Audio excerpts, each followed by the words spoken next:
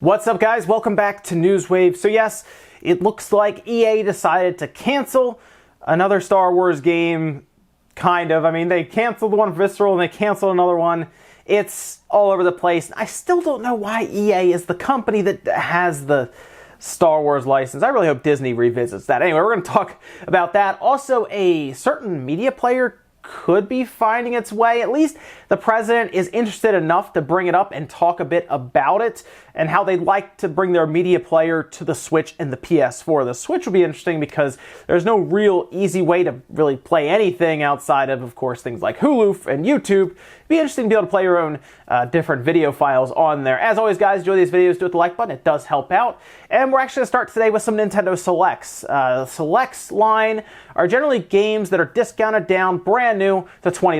Kind of like back in the day we had like Player's Choice and like the Platinum editions and stuff. Generally it's games that sell well or deemed to have sold well enough and are good, and Nintendo takes them, discounts them to $20 and puts them out there with kind of different box art and everything. Anyway, we're going to take a look at a few here as they are discounting several of them. So think of things like Mario Maker. Yeah, that's right. On the 3DS, Mario Maker is going to be $20, as well as Star Fox 64 3D and The Legend of Zelda Majora's Mask 3D. So they are all 3DS games. They're all very good 3DS games though, which is good. I mean, the Selects library does have quite a few in there. These are starting February 4th. You'll be able to stop by your local retailer and pick up any one of these brand new sealed at $20. If I had to look at them, I would probably grab, I mean, Mario Maker is good, but Star Fox 64 3D was also good. Some people don't really like Majora's Mask 3D as much. However, it's still Majora's Mask, a game that I really liked. So again, you really can't go wrong with any of these three. And at $20, the 3DS still has a solid lineup. And honestly, the Nintendo Rex line might just continue on for a while, even beyond when they're really focusing heavily on the 3DS, which they're barely focusing on it now, but they're still doing a Nintendo Selects. It still sells, and the 3DS is still pretty cheap. You can obviously get a 2DS and like Mario Kart or something. I think they even have like a new Super Mario Bros. 2 bundle for $80. So good system, good price, and now you got a bunch of new games at $20. Also, we had talked previously at CES, Nvidia announced that they were going to be kind of embracing FreeSync, so that if you didn't have a G-Sync monitor, which would be very expensive for a lot of people, generally it's $100 to $200 premium over what FreeSync offers. These are, of course, adaptive syncing methods so that your video card and the refresh rate on your monitor, the frame rate for your video card, refresh rate on your monitor will attempt to match in real time and generally get rid of things like input lag and screen tearing. Well, today or yesterday was the day that it went live. The patch went live, and you can actually try it out yourself. So if you have a FreeSync monitor and a compatible Nvidia G-Sync video card, so definitely anything from the 10 series and some of the 9 series and stuff, you can just go ahead and install the driver and activate it and see if your monitor works. They, of course, have only certified a couple, I think like 12 or something like that, 14 different monitors. However, people are finding success with all types of FreeSync monitors right now online. So you might actually have a compatible FreeSync monitor, they just haven't had a chance to test it and certify it. So if you have one, you might as well turn it on and see what you get. Also, for the Switch, a lot of people have been trying to figure out ways around, well, there being no D-pad by default on the left Joy-Con, whether it's different ways to change out the shell or overlays. People are trying to add D-pads to it. It looks like Nyko is coming up with a new solution that is essentially worked into a case as you're seeing here, and this is essentially the D-pad case for Switch. It's an ultra-thin case, removable cover for the buttons of the left Joy-Con, turn it into an actual D-pad. The D-pad cover can also be just stored straight up within the case itself. It's going to be $20 and it's due out spring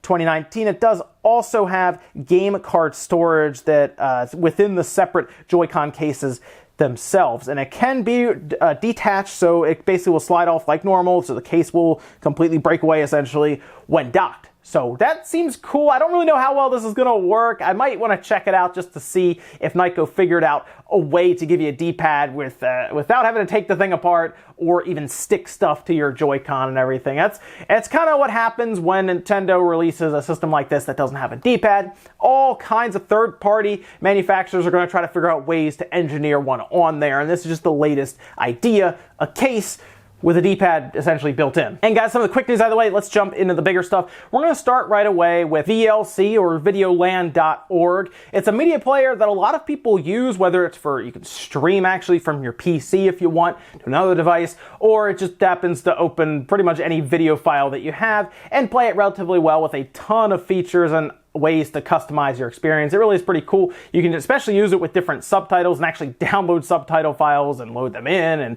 it's a pretty cool application that you've probably already used. I probably don't have to tell you about it. But how would you feel about it possibly going to the PlayStation 4 and the Switch? Because it looks like the president is at least interested in the idea of VLC going to both of those platforms. Now, I say those two and not the Xbox because VLC has actually been on the Xbox since like 2016. It's been there for years now, but it hasn't appeared on the other systems. Of course, the PS4 has been around since then, whereas the Switch is still relatively new. It's almost into its third year, essentially, almost completed 2 years on the market.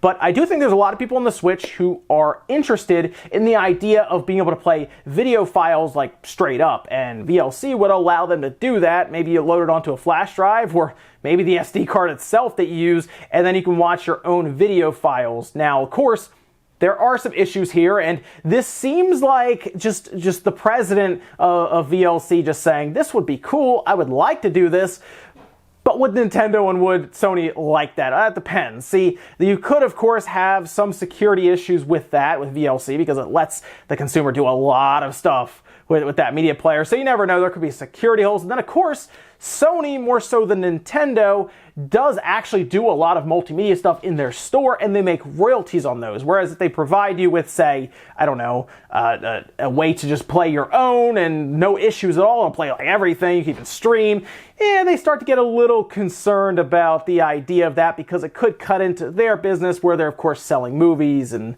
all kinds of stuff, TV shows and music and stuff on their platform. The Switch doesn't. And I'm curious if Nintendo would consider this because I think it would benefit the Switch more so, obviously, as a portable device where you can load up video files onto the SD card and take it with you. That'd actually be pretty cool to see. Otherwise, you're, of course, taking, like, I guess, a laptop with you, or I guess you can watch it on your phone, although, of course, probably better experience on something like a laptop. But if you could have your Switch, that would be pretty interesting. So we'll see if anything actually develops from this, but the idea is certainly compelling. Next up, let's talk about Dead Cells, as if you're a fan of Dead Cells, you're probably looking for more content, and maybe you're even interested in how well it's sold, since, of course, games have to sell for them to continue on and doing things like new content levels, different things.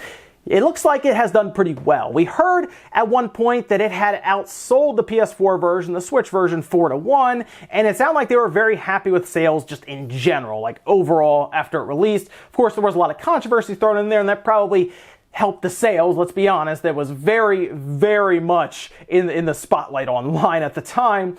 Either way, though, they actually told us a sales number for the Switch, and it was a lot. In the first week, sold 100,000 copies, which gives us an idea that the PlayStation 4 in the first week probably sold 25-ish thousand copies. So right there in the first week between those two platforms, 125,000 copies that's pretty good. And that's actually really exciting to read because if you go down further, it sounds like they actually have some content planned for Q1 of 2019. Now, this was in an interview with Automaton Media, and during this, they actually had Motion Twins' Benjamin Lawlin talk about Dead Cells with the sales and how happy they were with its performance, and they said they're currently working on downloadable content for Dead Cells in the form of a major content patch that is on its way for Q1 2019. We don't really know outside of that when it will be, but we do know it's going to be free to download for all players. And that's great because, again, I always tell people it's important to keep an eye on sales because especially with indie games, if it does really well, usually they're willing to develop further for it because, of course, they have a reason to do so since they've made so much money and they want to put more work into it and then possibly lead to more sales as it keeps your audience invested, and then they might recommend it further.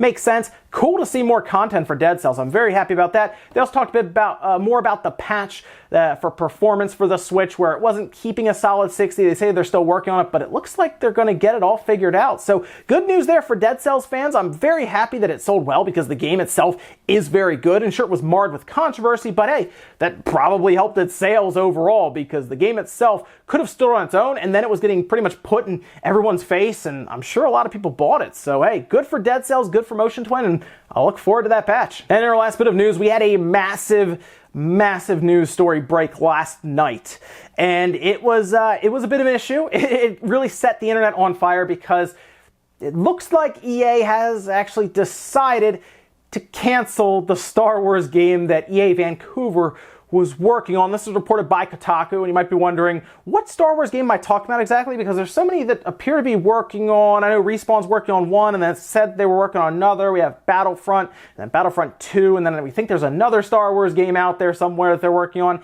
And yes, they have been working on a lot of Star Wars games, but they haven't produced as many. They have, what, Star Wars, The Old Republic, Star Wars Heroes, Battlefront 1 and 2, that's it, I think. They haven't produced as much as they probably could have. EA has been either delaying or canceling, and here we are now with this project that is now canceled. If you forgot, we lost an entire studio in Visceral Studios after EA didn't seem to be happy with what they're producing, which was a more linear, story-driven Star Wars game. Something that sounded great considering, well, I mean, do people really want single-player games? We have to do this again. All right, so Zelda sold well. Mario Odyssey sold well, right? Here comes God of War, sells well. Spider-Man sells well. Would Star Wars have actually sold well? I don't know. Is Star Wars popular? Maybe.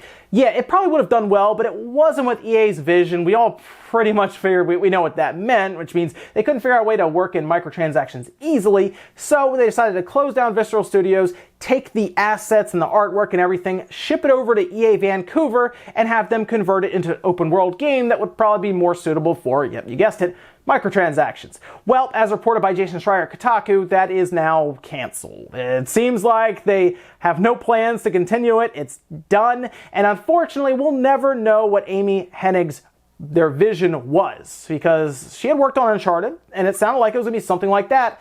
And we'll never even see the artwork or the assets. That at least was something we were going to see. Maybe we could have pieced it together or even thought about how this big open world game could have been a single player game. It's also hard to really be able to tell why this happened. Maybe they weren't happy with how it was coming out or coming along. Maybe they realized taking a single player game like that and trying to move it into an open world game just wasn't working. So we don't really know what's next for EA Vancouver. Jason Schreier's pointed out that there are rumors that it could just be another Star Wars game, which, yeah, I mean, you got to make some Star Wars games because Battlefront wasn't great. It actually got Disney having to call them and tell them to knock it off.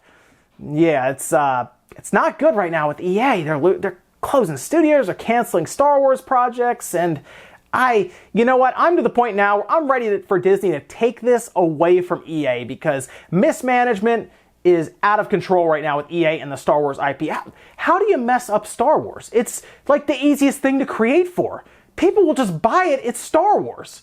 It happened with Battlefront. People just bought it.